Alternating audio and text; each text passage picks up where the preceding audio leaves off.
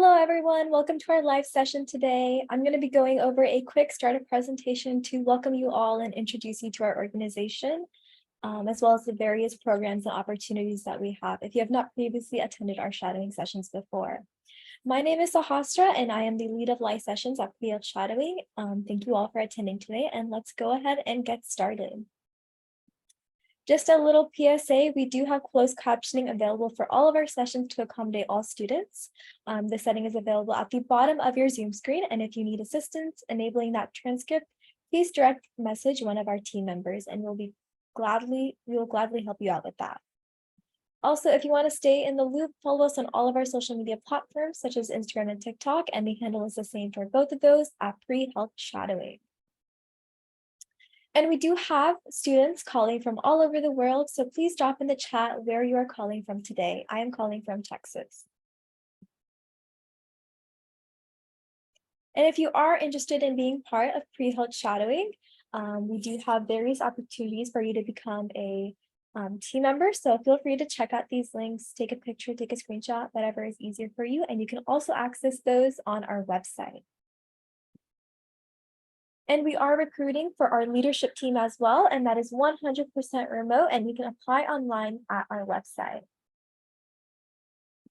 Here you can see a couple of the available roles, but we do have tons more available. Again, you can view more information on our website at Pre-Health Shadowing.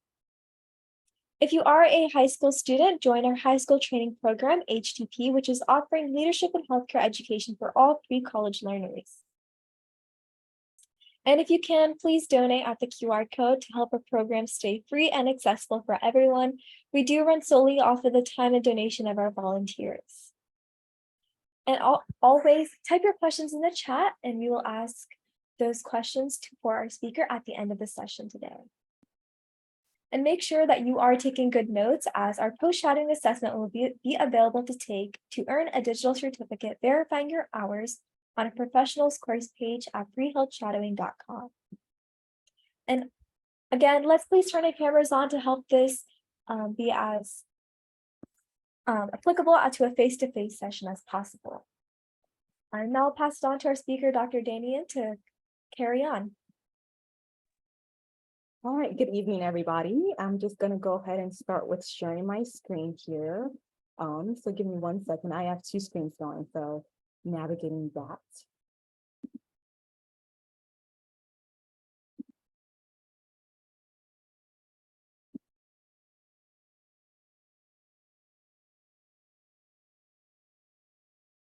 Perfect.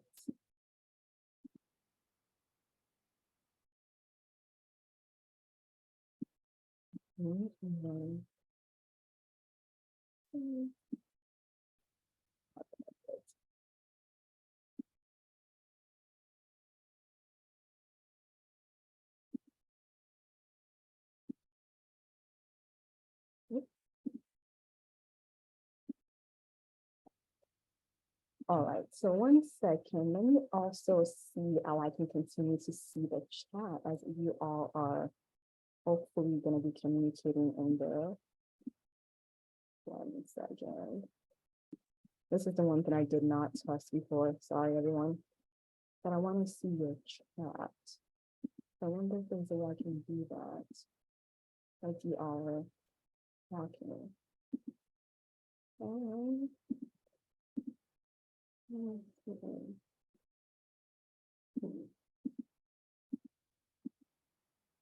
man, okay, this might be, oh, okay.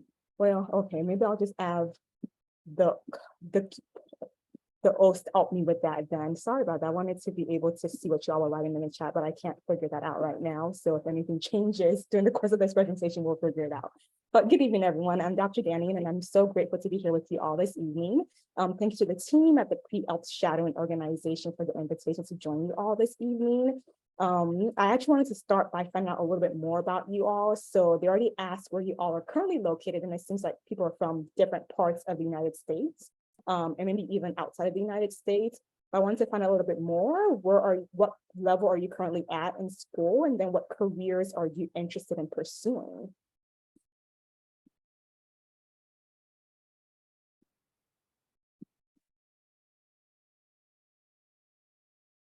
And I can't see the chat, so I don't know if somebody can. Oh, actually, I may have found a way to find the chat. Oh, perfect. I can see the chat now. Okay, forensic psychiatry, MD, MBA, focus on pediatrics. Okay. Pharmacy, rising senior, pharmacy. Young PA, with the focus on sports medicine. Undergrad surgery, post-bachelor physician assistant, focus on psychiatry, internal medicine, psychiatry and neuroscience. Okay. Okay, this is great. Okay. Okay, I love that it's a lot of different, careers and opportunities. But some that are interested in medicine. So hopefully this presentation should be applicable to you all specifically, but really should be applicable to all of you that are joining today. So my presentation is going to be actually be in two parts. I'm going to first start by sharing with you all my journey into medicine and how I ended up in doing medicine. And then I'm going to actually share with you all a topic that's very interesting to me and that I'm very passionate about when it comes to healthcare, and especially healthcare delivery within the United States. So I'm going to take you all back to when I was born. So I'm Nigerian. I was born in Nigeria and I lived there till about the age of 8.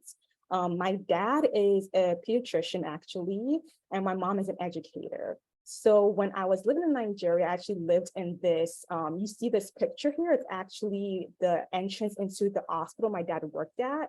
But within that same community was a church, a nursing school, and actually the house that I lived in up until I left Nigeria. So growing up, I would actually walk by the hospital literally every single day to go to school or to go to church or to go anywhere. And so I wouldn't necessarily see my dad working per se, but I would always walk by the hospital and the clinics where he worked at. To be honest, I really didn't know what he did or what importance it was, because I probably was just a little too young to understand what was going on. I was more focused on just playing around and, doing childlike activities. When I was 8, we moved to Guam. My dad, throughout his career, for most of his career, I should say, worked as a missionary. So both in Guam and Nigeria worked as a missionary physician. So in Guam, similar to Nigeria, I also lived in close proximity to this clinic, but now I was a little older, so I got to start to see a little bit more about what my dad did.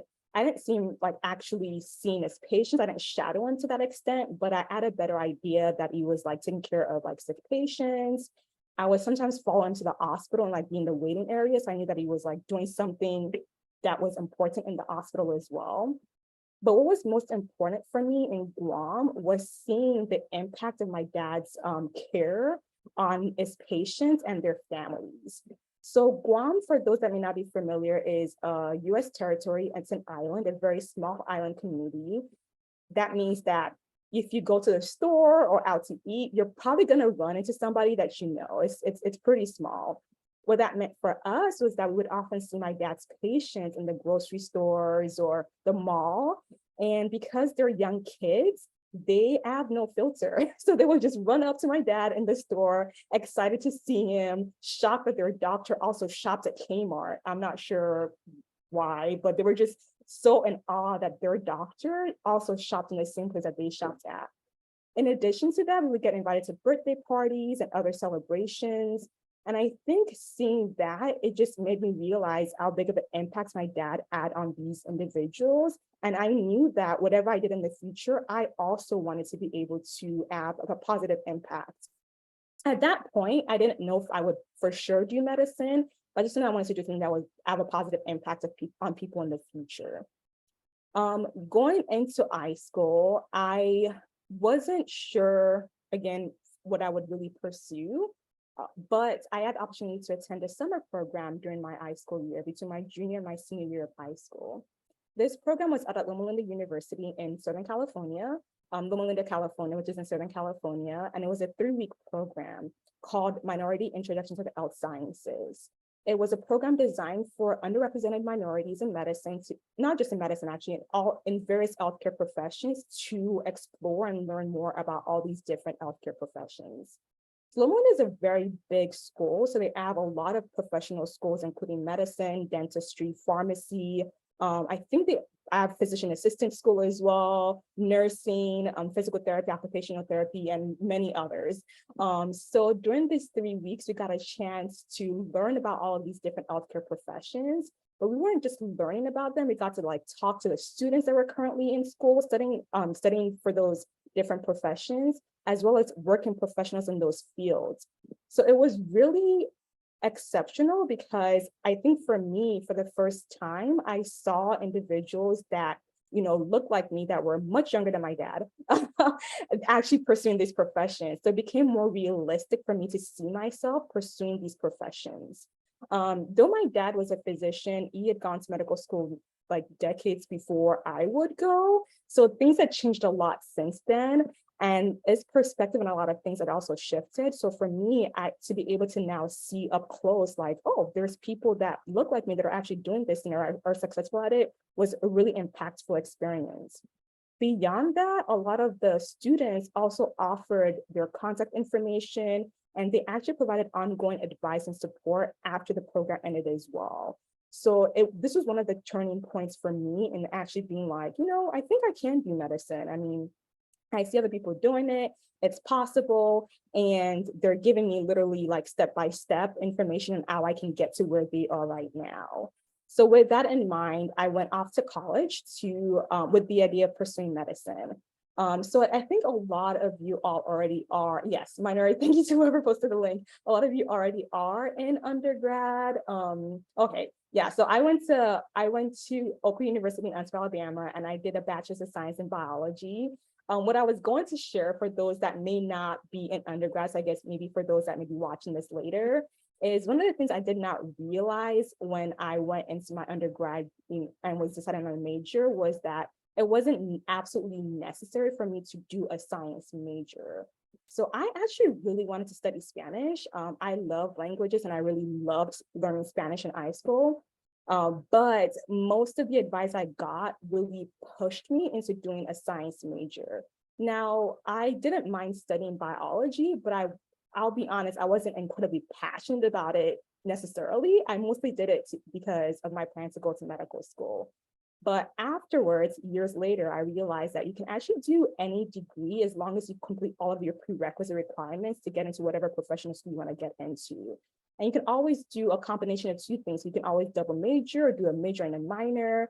So I just encourage people to just kind of think about what kind of things are you interested in studying, and consider doing things that are outside of the box beyond a science degree if there's other things you're interested in. Now, if you love a science, whatever the science is, physics, chemistry, biology, definitely go for it. But if you're doing it just for the purpose of, wanting to go into a professional health career in the future, consider how you may be able to use other degrees to still be able to get to that end goal. But I'm not going back to university as undergrad, although maybe one day I can still go back and study Spanish. But I did a biology major at that time, and I just made sure that I was heavily involved in my pre-medical association in my undergrad.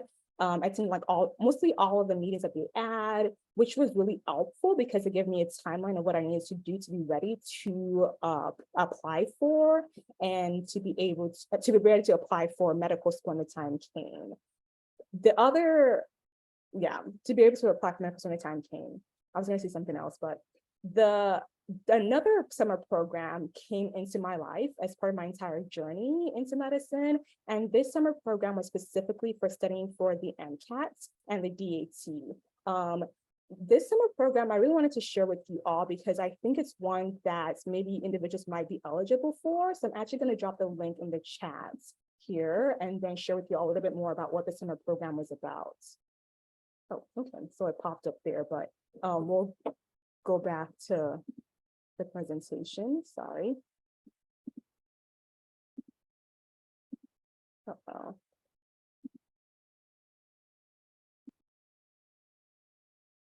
Sorry, 1 second. Okay, sorry, I think I went out of the presentation as I was trying to share about the program. Apologies for that.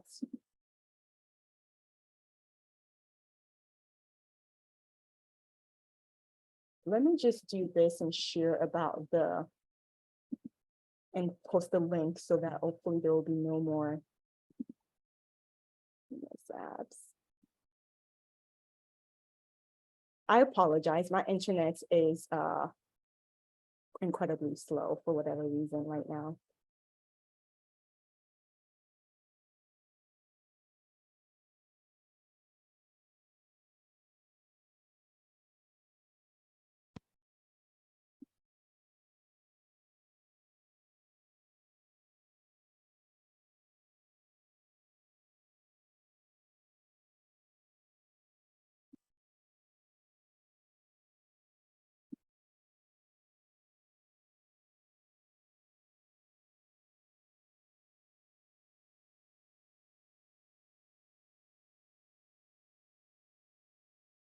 All right, everyone, technological slowness. So we'll just allow it to take its time loading since that's what it wants to do. The interesting thing is I literally practiced this presentation about 5 times, and this is the first time it's worked this slowly. It's very fascinating.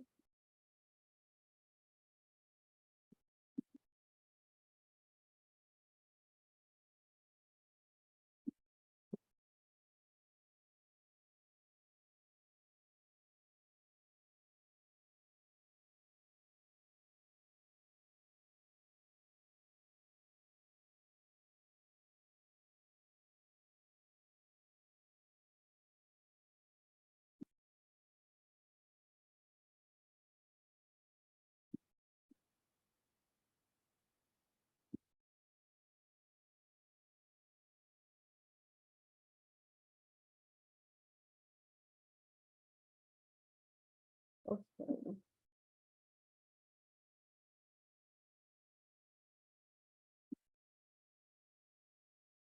I think I'll go back. I'll try to share the link afterwards just so we can avoid any further mishaps that may occur if I try to share it again. So if I don't, somebody remind me at the end of the presentation, please.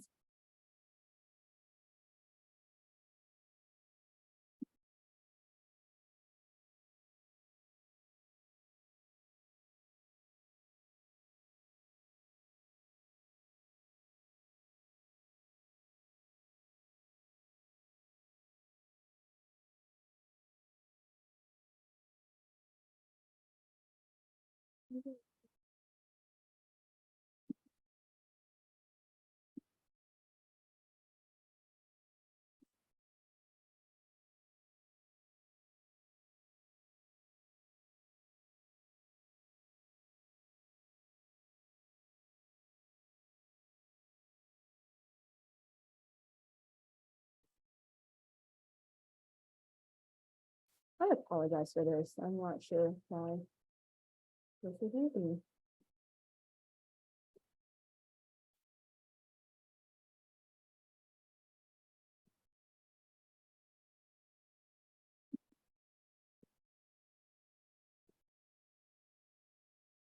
Okay, so we'll just continue with the presentation and avoid any other clicks for now.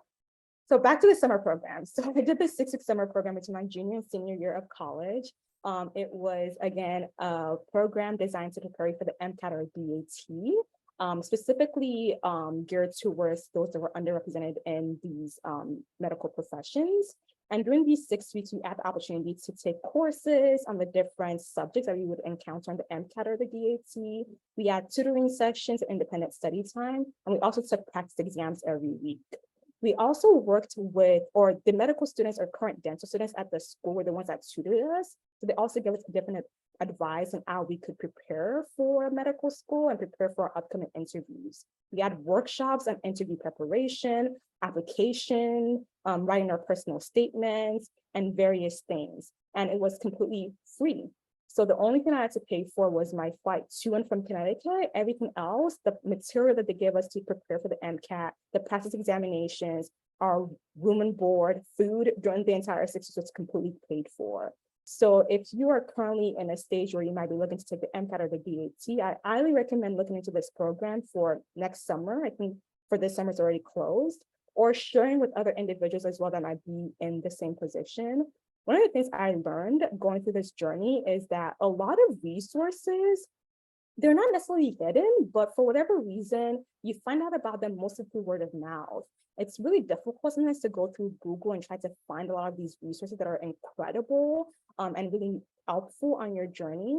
So whenever you hear about certain resources, I think it's really important to share, even if it doesn't apply to you. So after completing the MCAT, going through my senior year, I applied to medical school, and I ended up being accepted into two medical schools, University of Connecticut, where I done my summer program, and Loma Linda, where I done my summer program in my high school year. And I ended up choosing to go to Loma Linda for a couple of reasons. One was my family was currently in California at that time. And my brother was actually going to school at Loma Linda for a different professional degree. So I wanted to just be close to family. I'd been in Alabama for 4 years for undergrad, and I wanted to be close to my family. And the other part of it was that I actually knew a few students that were going to be also going to medical school at Loma Linda. So a few of my undergraduate colleagues were also accepted to Loma Linda, so we started medical school together. And I just felt it would be really great to have a community of people that I already knew coming into medical school. If it's not something that you can necessarily, always control, but in this case, I was lucky to be able to go through the program with these individuals and others that I met along the way. So one thing I will say going through this journey is that it's really important to find and build communities. So there's this organization that you all are here with this evening. Within that larger organization, I really encourage you all to find and build smaller community and smaller tribes that you can actually go to and share about all of the different challenges, successes that you might face as you're on this journey. There's within, I think, a lot of healthcare professions, there's a level of competitiveness, right? And I think that sometimes keeps us from being able to share with those around us. But unfortunately, what that means is that we're not able to receive support when we need it or give support to others as well. So I think there's not really a way to get through these difficult healthcare professions, like the schooling and even working afterwards, without building community. So whatever stage you're at right now, if you don't already have a community of other individuals that are going through a similar experience or will be, start working on building that. And these can be individuals that are in the same position or those that are below or above you as well. Medical school, as I'm sure is of no surprise to anyone, was difficult. There's a lot of material to study. And even though I did a science major in undergrad, a lot of it still felt very new to me, even the stuff that I had studied in undergrad. And that's mostly because the volume is different. There's a higher volume coming at you at one time. So I think some say that maybe you cover a semester's worth of information like 1 week in medical school. I'm not quite sure that comparison is right or not, but it feels like it's just a lot of information. So you have all this information coming at you. You're around a lot of other incredibly smart and intelligent people. So it can be really challenging because you are sometimes unsure of your place in that school and profession. And that's another reason why it's important to build community, because there'll be individuals around you to remind you that, no, you earned this, you worked hard to be here and you deserve to be here. And even if you have challenges, even if you have failures going through this journey, this is your position to be in and you're gonna make it out.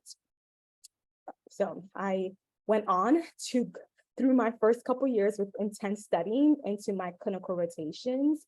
So our third year of medical school, we go into the hospital and clinics and we actually start seeing patients. We start taking all of the information that we've learned from our first couple of years and start seeing patients in real life and applying that information.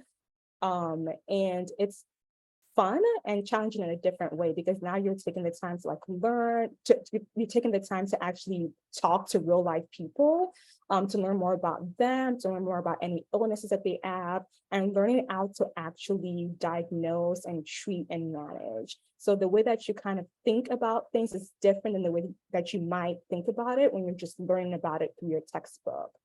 I started my medical school career pretty sure that I was going to do pediatrics, because my dad is a pediatrician, and I just remember all those cute kids that were so excited to see him like in Kmart and stuff. And I didn't think that like adults would be that excited to see you in grocery stores. But when I did my pediatrics rotation, I found that it was really difficult to be able to just see very sick children and to be helpless sometimes and being able to do anything to help them be better. It was really difficult to see parents that were just like completely heartbroken because their child was so sick or their child had recently passed away and there was nothing that I could do. So I didn't think that long term I would be able to enter that kind of emotional heartache over and over again if I did pediatrics. I think many times when people talk about pediatrics, they talk about like not wanting to deal with like the parents. Whatever profession you go into in medicine or any healthcare profession, if you're dealing with people, you're going to deal with their family members. So as an internal medicine physician, I deal with people's parents because adults still have parents as well. I deal with their children, their spouses, their cousins, long lost relatives.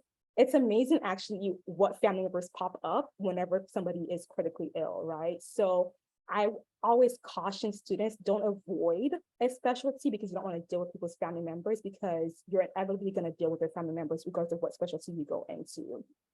So for me though, because of that uncertainty of like the emotional part of being able to see sick children, I was really unsure what I was actually going to do after that point because I was pretty set on pediatrics. So I went through all of my other specialties, family medicine, surgery. I realized I did not want to be in the operating room. It just did not fit with me. Did my OB-GYN rotation. And after delivering one baby, I was like, I actually would be okay never being a part of a delivery experience again in my life. So I ruled that out. So I basically just kept going through all these rotations, ruling things out, not sure what I was going to do until the very last month of my third year on my last rotation, which was internal medicine. So during this time, I worked in a veterans clinic. And the thing that really impacted me was that I was just in the clinic one day with my supervising physician, and we had patients coming in. And there was just something that was so incredible to watch about the relationship my physician had with these patients. So because this was an outpatient clinic, she had known a lot of them for a very long time. So she's not only talking about like their medical problems, but she asked me about their life, how things were going with their job, or just other things. And I just felt like I can see myself doing this. I can see myself taking care of a patient in this clinic setting, but not just talking about like their medical conditions, but just getting to know them as people, as human beings. And so at that point, I was like, you know what, I think I can do internal medicine. If I can do something that looks like this setting right here, then I can probably do internal medicine. And that's how I ended up making my decision. Really last minute in my medical school career. So after that, I went on to do my internal medicine residency, which is a training after medical school at Kaiser Permanente Los Angeles Medical Center. And I went from having a short white coat in medical school to a long white coat in residency. I honestly, the long white coat thing to me was more burdensome because it just meant that I add more surface area to possibly get dirty or get things stained. But nevertheless, it's kind of an accomplishment to go to actually be at that stage now. So a little bit about internal medicine, because I think at least one person was interested in this, maybe others will be as well. Internal medicine is essentially taking care of adult patients. So we see and we treat patients over the age of 18. We diagnose and manage diseases that affect adult patients. And we're also responsible for providing preventative care to these patients as well. To become an internal medicine physician, you go through medical school, which is traditionally 4 years, and then you do 3 years of training after that, specifically in internal medicine. During this time, you're going to be working mostly in the hospitals, taking care of patients that are coming in with acute illnesses, managing them while they're in the hospital, and then discharging them when they're well enough to go home. You also get the opportunity to learn about different specialties within internal medicine and rotate through those departments as well during your training. And then after you're done with your initial 3-year training, there's a couple of different paths that you can take. You could start working right away, or you can do more training. Now, I've since learned that there's actually a lot of opportunities for individuals to work when it comes post-training. It's not just limited to doing even clinical work. But if you wanted to stay within clinical work, you can stay as a general internal medicine physician and become a primary care physician. where you're seeing patients in the clinic, taking care of their chronic problems in the clinic, providing them with preventative care in the clinic as well. Or you can continue working in the hospital full time, or you can do a combination of both, as well as, again, there's like a ton of other ways that you can use your training to work. If you decide that, as you're going through training or even before then, that you're particularly passionate about like an organ system, like you love the lungs, for example, and you love everything about the lungs, you want to learn as much as possible about the lungs, you want to only take care of patients that have, you don't want to take care of things related to the lungs, then you can do more training in something like pulmonary diseases. If you decide that you like learning about infectious diseases and you just want to take care of things related to an infection within a patient, you can do more training in infectious diseases. And all of these additional training take anywhere from like 1 to 2 to 3 years, depending on what you decide to do. So most times if people do this additional training, they're no longer going to be doing like general internal medicine. They're going to be only focused on that area that they did additional training for. So I, after finishing my 3 years of training, I actually was not quite sure what I wanted to do. I did know that I was not ready to start working full time yet because I was exhausted. I was physically, emotionally, and mentally exhausted from training. I learned through training that it was actually not that much easier to see very sick adults either. So going through 3 years of taking care of, critically ill adults, having to be the one to deliver very difficult and life-changing news to individuals, having to be the one to sometimes be there when a patient passes away and inform their family members, took a toll on my mental and on my emotional health. And this is something I wish I had known before going into medical school, and especially before going to my training, is that you need to be mindful of your mental and your emotional health throughout this entire journey. You are going to encounter a lot of obstacles just getting into school, so that already can be challenging. And then when you're in it, there's additional obstacles. And then when you're actually starting to take care of patients, there's an additional emotional layer to it, because we're human beings, we have feelings, right? So even though this person is my patient, they're still a fellow human being, and it's not easy to see another human being suffering, or to feel like you're the one that is, giving them news that is changing the trajectory of their life. So because of that experience and just not having had time throughout the entire training to be able to process all of these complex emotions, I didn't feel like I would be able to start working right away without taking a step back to just kind of take care of myself. I wasn't quite sure what I could do because I had a lot of student loan debt, still do, unfortunately. And I didn't know what options there were to, what could I do that would still allow me to be able to support myself, pay off my loans if I wasn't quite ready to start working full-time as a physician yet. Thankfully, one of my faculty shared with me about this fellowship called a community medicine fellowship, which I had heard about when I started my residency, but I kind of forgotten about along the way. And it was a non-traditional fellowship. So I shared a little bit earlier that there's a lot of other training you can do after you finish residency. This is one that is a bit of a non-traditional one. And it specifically was geared towards helping us to become more aware of the health disparities within our community and to be advocates in our community to work towards addressing those health disparities. Additionally, there were opportunities to also engage in teaching and education of both medical students and residents. So during my time during this fellowship for 2 years, I worked primarily in free clinics, seeing and serving patients that were uninsured or underinsured. I also got the opportunity to be able to teach at medical schools and to also work with residents in school-based clinics, as well as the free clinic that I worked at. And it was through this experience that I started to get a better idea of a lot of the barriers that many patients face in being able to achieve their optimal health. This fellowship time showed me that a lot of people in general, they do care about their health and they do want to take care of their health to the best of their ability, but there are literally so many barriers facing them that they're not able to do that. And so going through the program, I realized that, for me as a physician, my role is not just to provide like medical care to my patients. My role is also to advocate for my patients to make sure that they have all that they need to be able to take care of their health. And for me, that advocacy has looked like being able to share this information with others so that we are all aware of this if we aren't, but going beyond that and really talking about solutions and initiatives to address these health disparities. So that is the next part of my presentation that I'm going to switch into. As I was working in these community clinics, I realized that it's so easy for me to give patients advice and say, oh, you need to do this for your health, you need to take that medication for your health. But whatever I say in like my 15, 20 minutes with the patient is just a small fraction of what affects their overall health.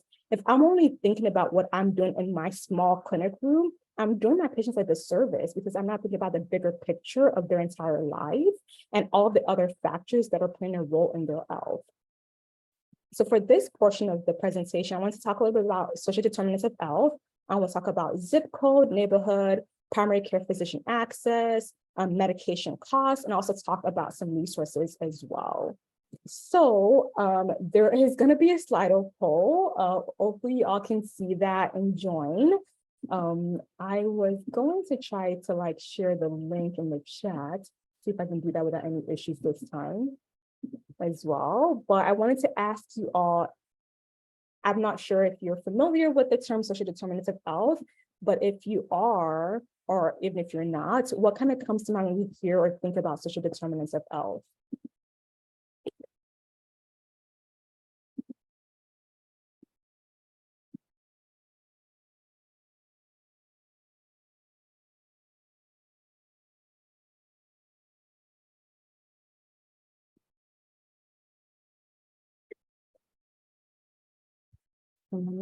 Structural barriers, underserved community.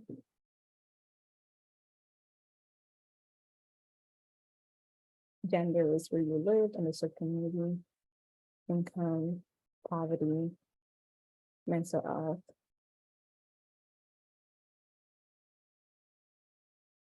health education, stress, inequality, food insecurity.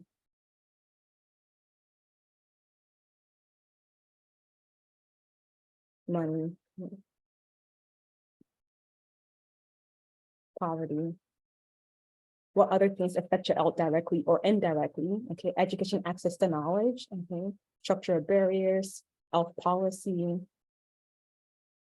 where you live. Okay, oh, so it seems like you all have an idea or have at least been exposed to this topic of social determinants of health before. I'm going to share with you all a couple of definitions that have been helpful for me and in better understanding this topic and thinking about how this affects my patients and the care that I give to them. So the first definition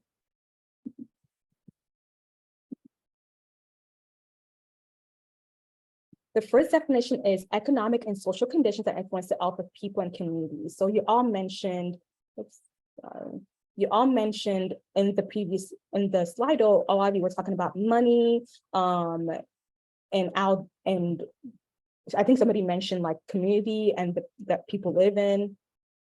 The second definition is access to money, which was a big thing that quite a number of people were mentioning. Power and resources in the conditions of daily life, the conditions in which people are born, grow, live, work, and age. So these conditions include a number of the things that some of you were mentioning. So economic stability. So whether somebody has employment, and if they have employment, what kind of what their socioeconomic status may be. If they have any other like debt, what their expenses are, if they have medical bills, the neighborhood that they live in, what kind of housing do they live in? Is there access to transportation? Do they have ability to be able to go outside and be able to walk? Education, I think some individuals mentioned that as well. So what type of education opportunities are there? Or is there opportunity for early childhood education? Is there opportunity for even stuff like vocational training and higher education? Access to food. I think somebody may have mentioned food insecurity. So do they have access to food? And then what types of food do they have access to? Do they have access to healthy food options? And within their community as well, are they integrated? Do they feel supported? Do they have support systems? Do they feel safe and accepted within their community? And then within the healthcare system, are they able to access healthcare? Do they have coverage? And when they do go see a physician or a provider, does that individual understand the nuances of their culture, and do they take that into account when taking care of the patient? So the other question I wanted to ask, which I'm guessing you all will probably be able to respond to this quite quickly, is, we talk about neighborhood and where individuals live, but specifically thinking about like within a county, would it matter where somebody lives, or does it not matter at all?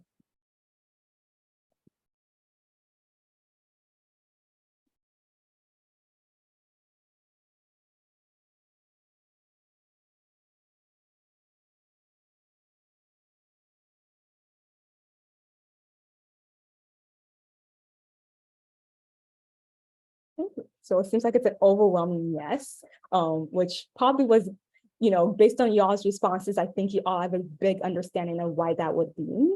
I'm going to actually share a video that helps us to gain a better understanding of why it matters where you live and how this can have an impact on your health and your life expectancy.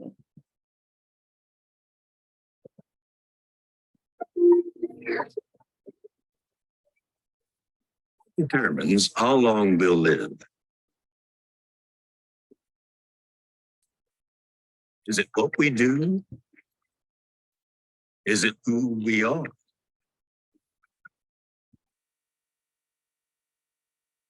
Actually, when it comes to predicting how long you'll live,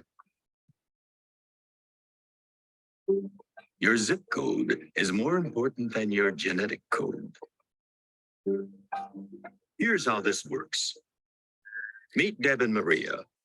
They both have jobs. They're around the same age. They're both married, and they both have 2 kids. Deb lives in A-Town, while Maria lives in B-Ville, less than 1 mile away. They're similar in so many ways, but here's the thing. On average, residents of B-Ville will die more than 15 years sooner than the residents of A-Town. Why? Because where you live is about more than just your address. It's about your opportunities. For example, Deb and Maria's access to healthy options is really different. In A-Town, Deb's family is surrounded by healthy food options, including farmers markets, specialty shops, and grocery stores. The air in A-Town is cleaner and fresher, and there are lots of safe, clean parks where Deb can exercise and her children can play. A-Town has good public schools for Deb's kids and easy access to emergency and preventive health care. On the other hand, B-Ville has broken, badly lit sidewalks, and the parks are unsafe. The air is filled with truck exhausts from the nearby highway. And for food options, Maria's only choices are B-Ville's many liquor stores, fast food places, or convenience stores. The schools in B-Ville are overcrowded and undersupported. And even if Maria can get her kids into better schools far away, she needs to figure out how to get them there without access to a car. So for Maria, having to juggle so much to find healthy options can be an overwhelming source of chronic stress, which is a serious health risk factor. In fact, for all the residents of B-Ville, chronic stress drives health problems like obesity, diabetes, asthma, and heart disease. How did A-Town and B-Ville get so different? Well, in many cases in cities and towns across California,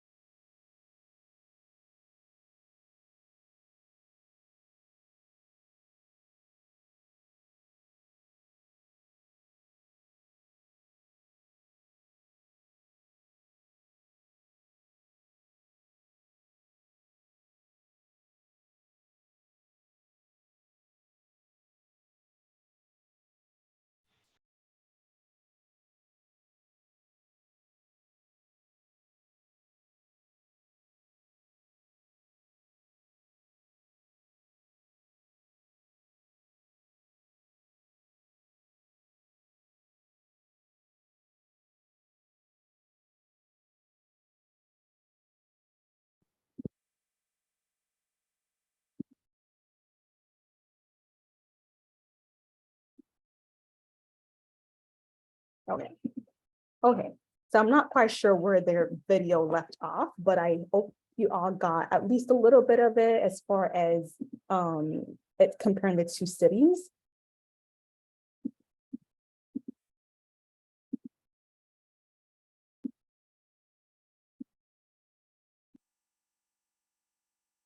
I think for me, I lost connection and started to talk about some of the factors that led to there being such disparities in different neighborhoods and counties. But I'll go on to the rest of the presentation. I don't know if maybe the video took too much internet power, I'm not sure. But the point is that zip code does matter. As the video talks about, there are a lot of systemic factors that have led to essentially oppression in certain communities, inequities, inequities in various capacities within communities. And these are so profound that what was found is that even if you live like a couple exits away in the same county, your life expectancy could be as different as 10 to 15 years compared to somebody in the neighboring like city, right? That's pretty significant. I mean, I think most individuals want to live a long, healthy life. So if you're living in a neighborhood that for a variety of reasons is disadvantaging you to not being able to achieve optimal health and be able to live a long, healthy life, that's a pretty big deal. And the factors, some of which were mentioned in the video, some of which you all mentioned when we're talking about social determinants of health, and that first slide will include education and income. So what types of schools and jobs are in these neighborhoods, and so for unhealthy housing. So there are certain areas where despite there being widely known knowledge that the housing is unsafe, that there's like allergies and other unhealthy factors, people, nothing is being done to address those unsafe factors. What are people's access to food? So certain areas don't have as many markets or grocery stores with healthy food options. In some neighborhoods, there's no parks or ability to be able to go outside to walk and then be able to access primary care physicians or just any physician or provider to take care of your health. So I'm going to talk about just a few of those factors this evening. And I picked these ones because they're ones that I'm particularly passionate about based on the work that I did during my fellowship. So the first is access to healthy foods. In some areas, there are what are called food deserts. So these are environments that don't have access to healthy foods, whether it be a lack of like grocery stores or markets, and other areas are considered to be food swamps. So these are areas that have a lot of fast food retailers and corner stores, and there is maybe one grocery store in the entire area or not even any in that community. In San Bernadino County, which is where I did my medical school, Loma Linda, and also where I did my fellowship, there are a number of areas that are actually considered to be food deserts. So in this picture, the red and any of like the pink to red areas are considered food deserts, but some areas are further classified as high poverty, low access food desert communities. And these are areas where individuals are earning less than 185% below the federal poverty level, and they're living in the community that's considered a food desert. So they essentially have several things that are disadvantages to them. One is their socioeconomic status, and the other is the fact that they're living in a community that does not provide them access to healthy food options. When I did this presentation previously, some students were asking, or we talked about, access to like healthy food options, and the idea of Trader Joe's was brought up. Because I mean, at least in California, I'm not sure how it is like in other places, but Trader Joe's is like one of those places that you often think about when you want to get like sometimes more affordable produce compared to some of the grocery stores or other like organic stores. And what we found when we tried to like look up the location of Trader Joe's within our county was that a lot of the Trader Joe's were in areas that were, we may classify them as like more affluent in a way. But what we did find that was more significant was that there were no Trader Joe's in any of the areas that would be considered the high poverty, low access food deserts. So when I think about this kind of problem, again, for me, going through my fellowship, I realized that I could talk a lot about the issue and the challenges that exist, but it was really important to start moving beyond identifying like these issues to what types of solutions or initiatives are there to address these issues. So a couple of things that I found, one was that in the county, they had developed this mobile fresh grocery store on wheels. So they converted a city bus that was no longer in use to a grocery store, essentially selling just fresh produce so fruits and vegetables. And it was like 50% off, which you would see like in a regular grocery store. They would go around from city to city throughout the week, offering these produce to residents. They had to pay for it, but they could use any form of payment, including food stamps, credit card, cash, and again, it was really discounted. So this is a way to essentially bring the produce into communities where there may be a lack of access to like markets or grocery stores that provided fresh produce. Another initiative is the development of community gardens. So in some communities where again, there might be a lack of access to stores, certain residents and community organizations started developing community gardens where you actually grow fruits and vegetables in the community. And what they found was that in some communities where this was done, if somebody had something like type 2 diabetes, their blood sugars actually got better if they were engaged in the community garden. And this might be because one, they're exerting probably a lot of physical activity to be able to take care of the garden. And they're also being able to access healthy foods. And in being able to grow their own food, they actually learn more about the food and are able to select, what types of foods they want to be able to eat. And they also get to, build communities. So that's the other thing, right? So there's so many benefits. You're also building communities. So you might find out that maybe a neighbor that you never talk to before also has similar circumstances, and you're able to share advice and support each other, through maybe similar circumstances you may be going through. The other part I want to talk about is access to healthcare professionals, because this is a healthcare professional organization, right? So one of the things that was really challenging for me when I was going through my fellowship was I started to realize that, it was really difficult for people to see doctors. I shared earlier that, I was born in Nigeria, and even though when I was growing up, I didn't really understand what was going on, I actually went back to Nigeria to that same hospital when I was in medical school for about a month, and I worked with some of the physicians there. And when I was there, I realized that if you didn't have money, you couldn't get medical care, basically. So we would have people that would come to the hospital, they couldn't pay a deposit to be admitted to the hospital, they were turned away sometimes. If they maybe were able to be admitted to the hospital, they didn't have any money to pay for like antibiotics, to pay for like IV fluid or any other treatments, they wouldn't get those treatments. And that was really hard to see. But then I realized looking at my free clinic that in some ways it wasn't that different, because I had patients that were coming in that had never seen a doctor in their entire life because they had never been able to get healthcare insurance. And they just felt like, if I don't have insurance, then I can't go see a doctor, because how am I going to pay for it? In the United States, a lot of insurance coverage is tied to employment. So that means that if somebody is not working or is not able to be employed for a variety of reasons, they may not be able to get insurance. For some individuals, even if you are working, not every employer offers insurance. And then what can happen for other individuals is that they may not qualify, or their employer doesn't offer insurance, but then they also don't qualify for government insurance either. So they're kind of stuck in this place where they don't have enough income to be able to buy their own like private insurance, but they don't qualify for the government one, and then the employer doesn't offer insurance coverage either. When individuals are able to have access to health insurance and be able to see a doctor on a regular basis, they're able to get preventative care. As a primary care physician, I mentioned earlier that as internal medicine, we diagnose and we treat and manage, healthcare conditions in adult patients. But really, my primary goal and my role as a primary care provider is to prevent disease. So I need to have patients that I'm seeing and I'm offering preventative care for, where we're really keeping them from developing these chronic conditions. We're identifying, diseases at early stages and reversing them if possible. But if individuals are not able to access care, they never receive this preventative care services, which means that their life expectancy is affected.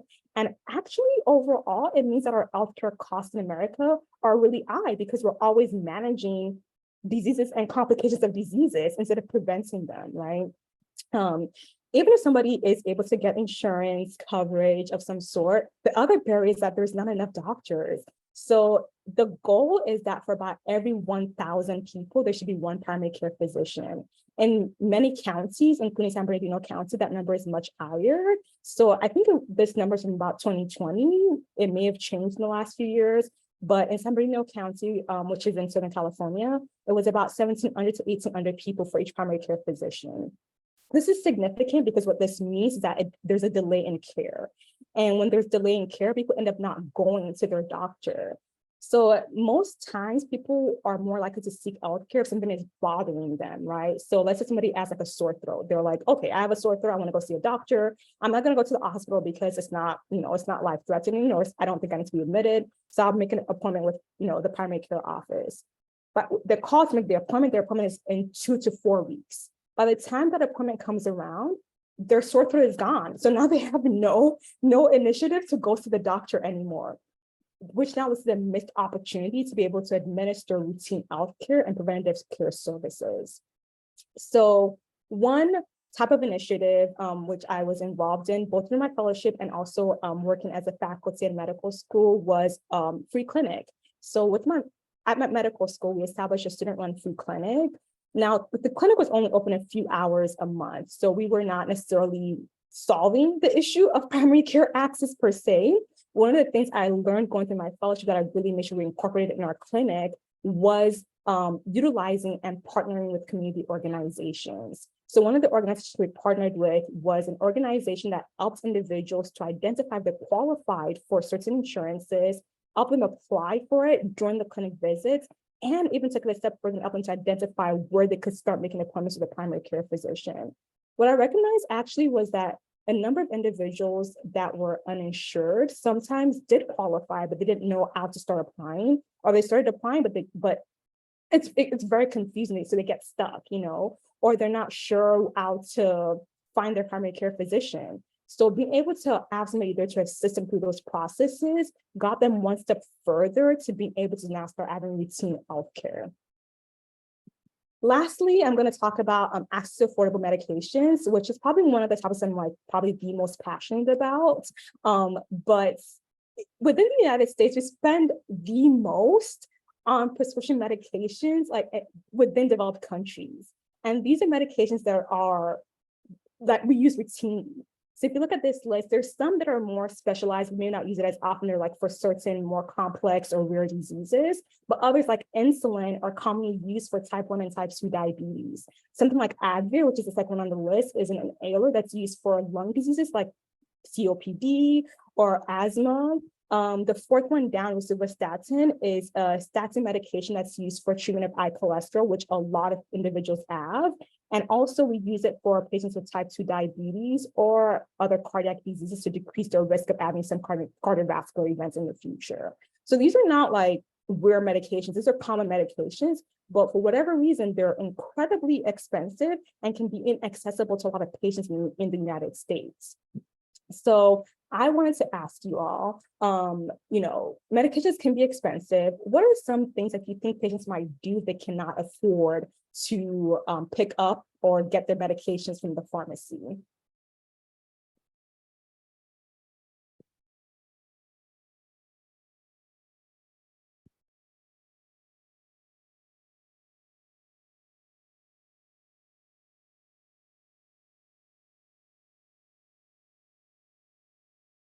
Go without not taking important medications, not treat it.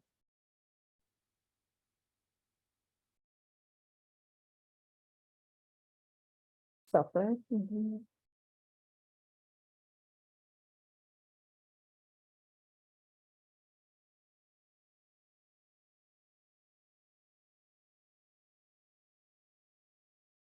Go without it, or alternate medication.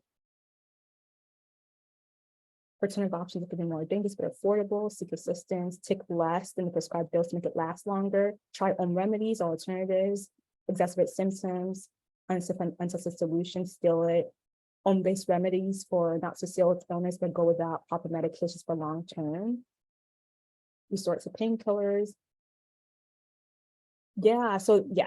So those are all essentially the variety of things that people can do. So most people, they won't fill the prescription, because if you get to the pharmacy and you hand them the prescription, or you give them your information, the proper prescription will tell you that it's this cost, and it's not something that you are able to afford for, a variety of reasons. Most people just walk away because they because they can't afford it. They might take an over-the-counter medication instead that may not even be applicable to treating whatever is going on with them. And I think a few mentioned this, they try to find a way to stretch the medication longer. So they might cut their pills in half, skip some doses, just to try to stretch it longer.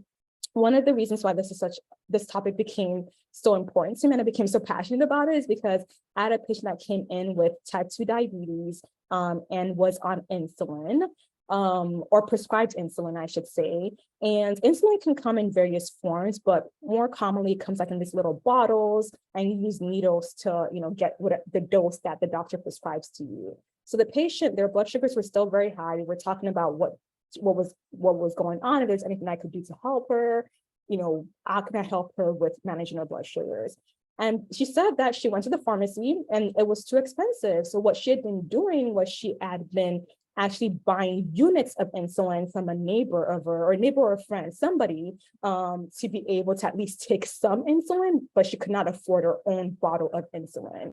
And I think somebody mentioned in there, but that can be dangerous for a number of reasons, right? Like it may not be the same insulin that she was being prescribed, maybe a different one.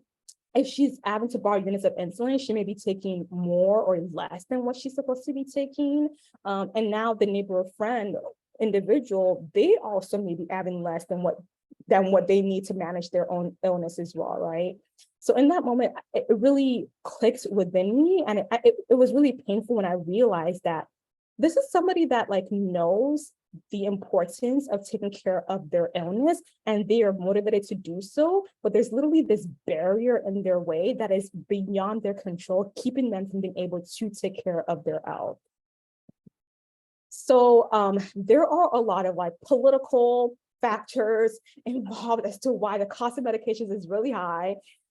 I won't go into all that today, but there's a lot of political factors, a lot of monopoly when it comes to, a lot of the companies that produce these medications. And there is continued advocacy efforts to really address this because it's a big issue. Recently, there was a policy to try to cap the cost of insulin, but it only applies to certain insurances. And it's essentially an ongoing battle, unfortunately, because there's just a high monopoly.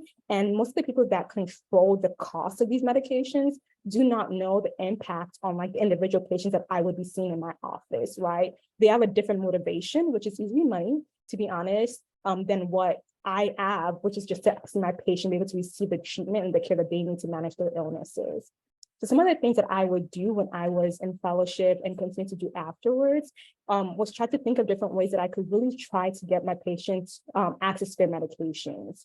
So in some instances, some medications have generics, which are lower cost options of the same medication that work as effectively as the brand name medications. So if there was an alternative, a generic alternative, I would offer that to my patient as well. And again, they work as well as the brand name ones. There are some savings programs and cards such as GoodRx or NeedyMeds that I also would use. So what I would actually do is I would actually pull up the app for GoodRx on my phone when I was in the room with a patient, prescribing a new medication, and just show them the cost of it. And most patients were able to say, you know what, I can do that one or I can't. And we would try to see if there was a way that we could work towards something that would be affordable for them.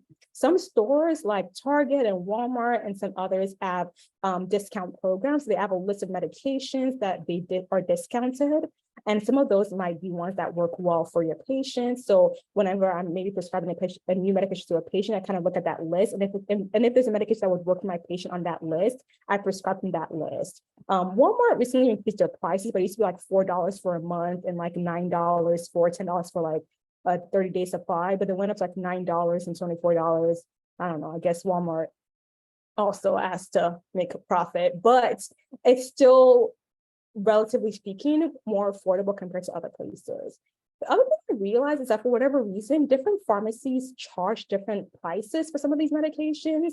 So there might be medications that are cheaper at CVS, some are cheaper at Walgreens, some are cheaper at other pharmacies. So if my patient has five medications that's prescribed and 2 are cheaper at one pharmacy, 3 are cheaper at another pharmacy, just writing 2 different prescriptions to the different pharmacies. That is really not an inconvenience to write the different prescriptions. the most important thing is the patient is able to access, again, what they need to be able to manage their health. So thank you all so much for your patience with this presentation, and just hanging in there through the technological challenges. If there was anything I wanted to leave you all with today, it would be these 2 points on this slide, right? There are a lot of factors that affect each individual from being able to achieve their optimal health. And as healthcare professionals, I feel it is our responsibility to be aware of these factors and to take them into consideration when taking care of our patients. I feel like we're actually doing a disservice to our patients when we only focus on the medical part of their health, because we're missing out on so many other things that are impacting their health. And when we do that, we're not able to actually help them achieve their optimal health, right? And secondly, is that recognizing the problem is only the first step. So I really, really want you all to walk away from this presentation. Not only, I hope you all have like some righteous like anger and like, maybe frustration about, a lot of these issues, which it seems like many of you may be aware of even before this presentation. But going beyond that and saying, okay, this problem exists, but how can I be a part of moving beyond just knowing about it, talking about it, to solutions? It may not be that you're creating like a new solution, but there might be already things that exist out there. How can you support those initiatives? How can you, work with others to maybe think of new initiatives if that is your form of advocacy? But I think, more than anything, it's really important to not just have a conversation and leave it at that. It's really important to go to the next step and move towards actual solutions to address a lot of these inequities and injustices in our world. And that is all. We made it to the end. Thank you so much to everyone, again, for your patience and your understanding with the technological challenges.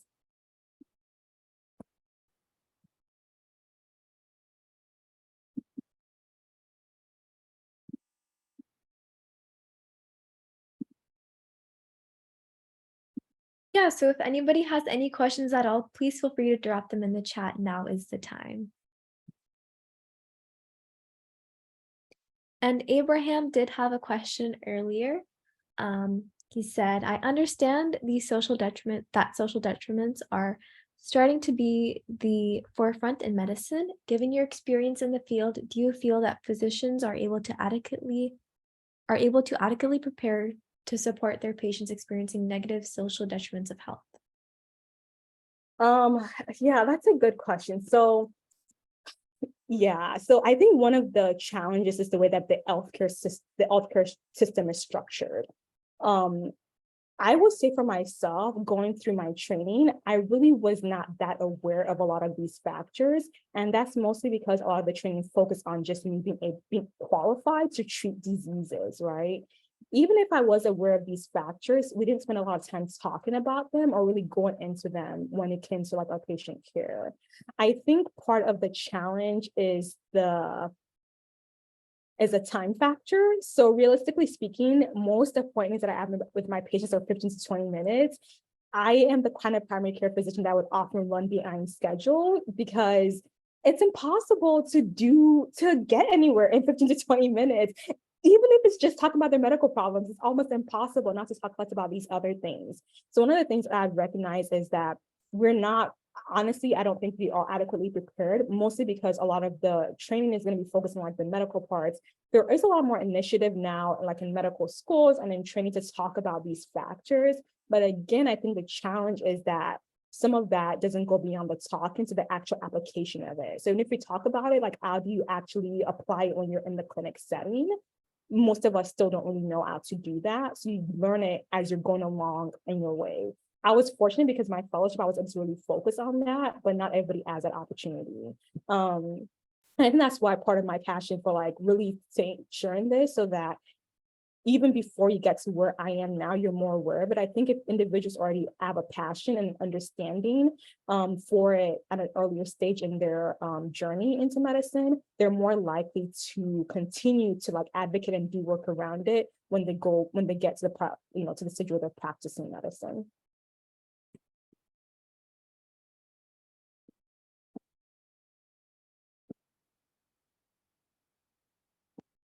Right, I think I saw.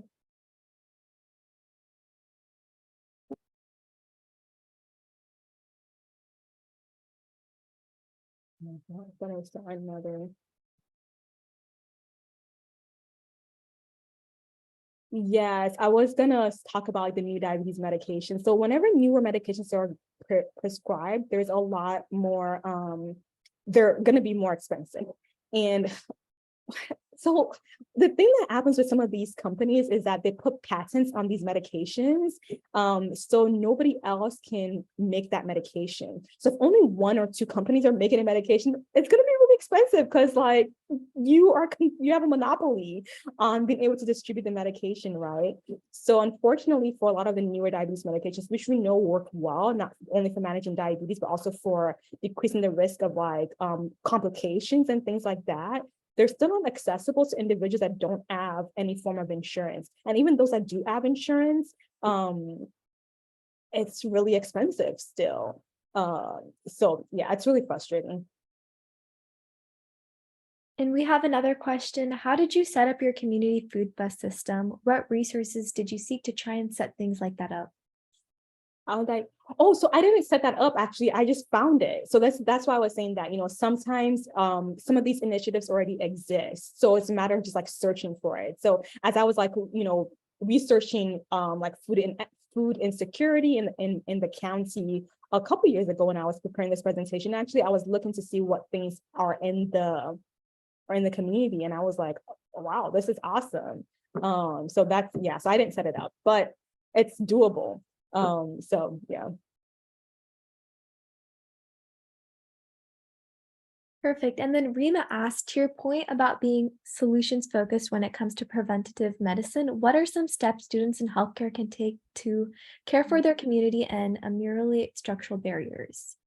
So one thing I will say that I've realized is that unfortunately, a lot of these structural barriers are so deeply rooted that I think it becomes challenging to really get rid of them. So it's really about developing new systems to work within those existing barriers. Like it's just very much entrenched in like oppression and like racism that it's really hard to like ameliorate them. So you're having to work within that. I think for PL students, it's finding what are you passionate about, right? So if you're passionate about certain things, like let's say, for example, medication insecurity or lack of like food insecurity, whatever you're passionate about, find community organizations within your local community that are doing work around those areas and become engaged with them. You can also start your own thing. So if, let's say, for example, you're passionate about like food insecurity or something like that, you can look at ways to see, is there a way that I can look into maybe setting up a community garden or being a part of, setting up a community garden in one of the local communities in my area. So I think for myself, and I recognize it because I got really frustrated because I was like, honestly, the old system just needs to be burned down and we just need to rebuild everything over again. But that's not going to happen.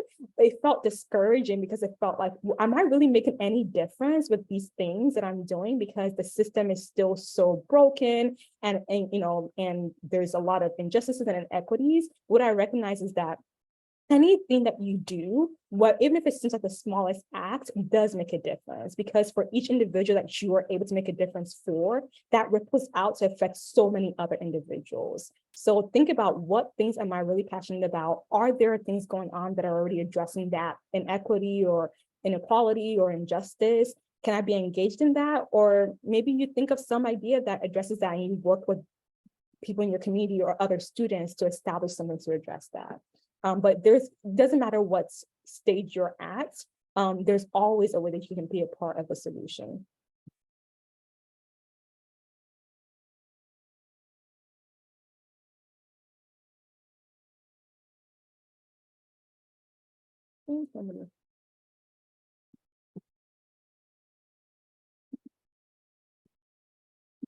Sorry, I will also share my personal email here if there is anybody that did want to reach out to me afterwards with any additional questions or that is, well, ignore that first message.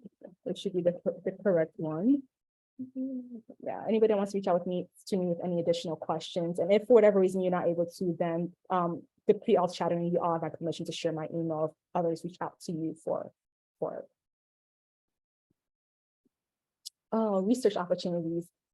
Yeah, so I am not a big research person. I'm just gonna say that up front. That I'm not a big research person. I've just realized that it's not something that I have a natural bent or affinity for.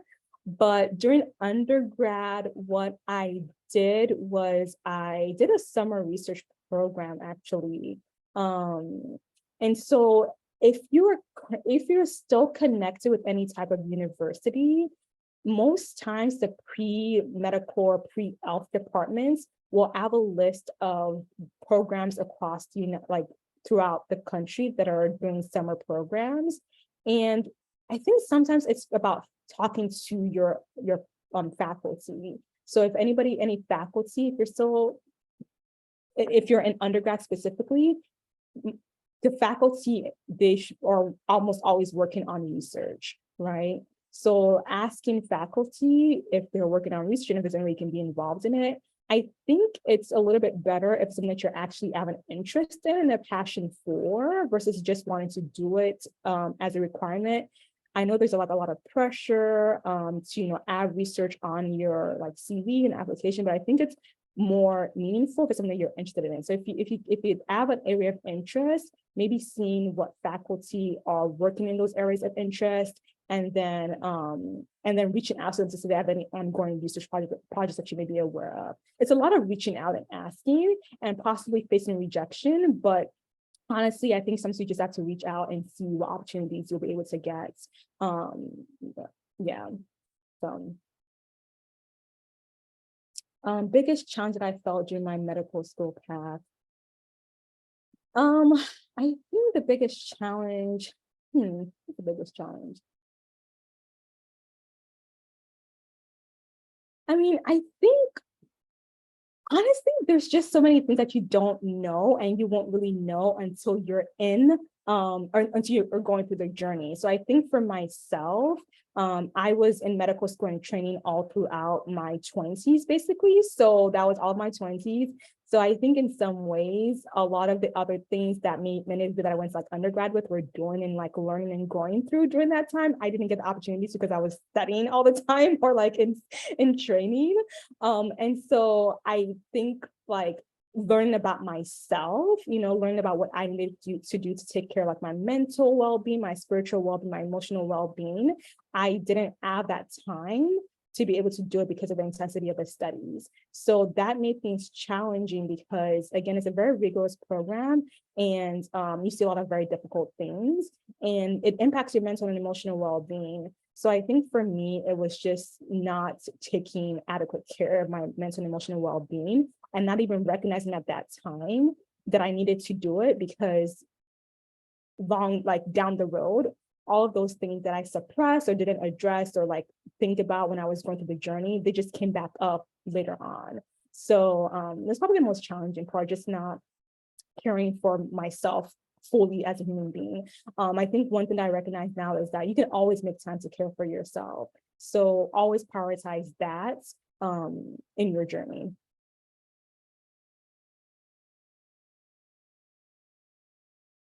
Sorry, I don't know if there's any other questions. A case study? Yeah, I mean, if you have the opportunity to do a case study and you are able to be engaged and in the writing and discussion with the students that are doing the case study, definitely. I like what I would say is that whatever project that you're involved in, make sure you take the time to adequately know about it, so that when you in the future when you're doing interviews and you're asked about the research or case study or whatever you may have done, you can talk about it confidently. So that's the only thing that I always caution against. So that's why you say it's easier if you do something that you're passionate about or have an interest in, because you'll automatically talk about it more confidently. But I mean, the opportunity is there. Is definitely something I would take up and just do your best to like learn about whatever the study is about and be prepared to talk about it in future interviews.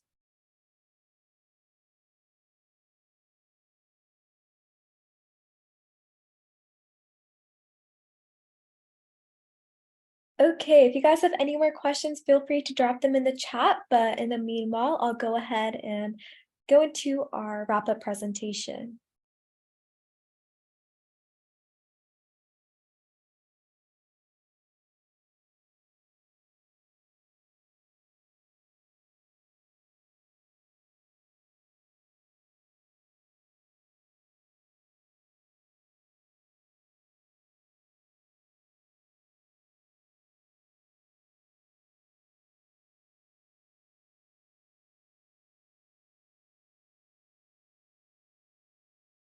Okay, so let's reflect on what brought you to the session today. What are 3 major takeaways you got from the presentation, and what do you want to learn more about? Drop your answers in the chat.